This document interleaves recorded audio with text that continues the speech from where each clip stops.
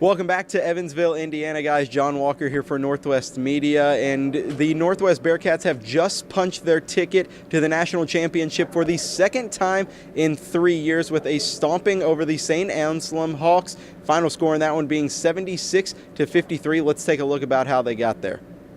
After a slow first half, the Hawks weren't going to leave this one just yet as they hit a three to bring the game within one. And then after that, Northwest seemed to take full control of this one off of the offensive rebound. A beautiful hustle play there from Ryan Hawkins. That guy who was questionable yesterday, forget about it. Joey Buckets started to get in on the action as well. And then the freshman phenom, Trevor Hudgens, with the three from the outskirts of Evansville. Look at the bench eating this up. And then Kirk Finley with the icing on the cake to finish this one. This marks the Bearcats' 37th win on the season with still no losses, and they're looking to become just the 5th Division II team to finish a season undefeated and with a national championship. However, earlier today, two key players for the Bearcats, Diego Bernard and Joey Wittes, were questionable. Freshman guard Trevor Hudgens touched on just how special it was to have those two back on the court.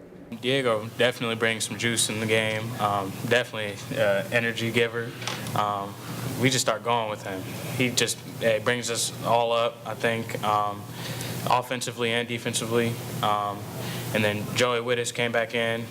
He was questionable, but he just played normal, played a great game, came in the second half and dominated. Hudgens himself has been a man on a mission with 47 points in the first two games here of the Elite Eight, 27 of those coming in the Final Four matchup against the Hawks. And as much as Trevor scored, points were at a luxury in the first half of this ball game, seeming much like the Elite Eight matchup against Mercyhurst. Coach McCollum seemed to crack the code in the second half on what was giving the Bearcats fits on the offensive end. I thought we made shots. I thought getting that rhythm back together. I thought starting Joey when he wasn't quite ready to go hurt our rhythm a little bit. And then we missed some good looks in that first half that we normally would hit. You know, I thought Hawkins had a few good looks. Welty still really hasn't had a clean look, and that's just how it is with him.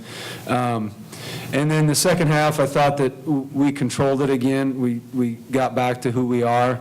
So there you have it. The Bearcats have punched their ticket to the national championship game. That will take place Saturday afternoon with a tip-off time of roughly 2 p.m.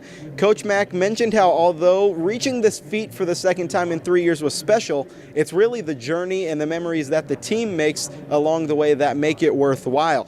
So, like I said, that's going to wrap things up from Evansville, Indiana, outside the Ford Center. Make sure to tune into my Twitter for the rest of the week for all the news regarding Northwest basketball. That's going to wrap it up for Northwest Media. This has been your Elite Eight update.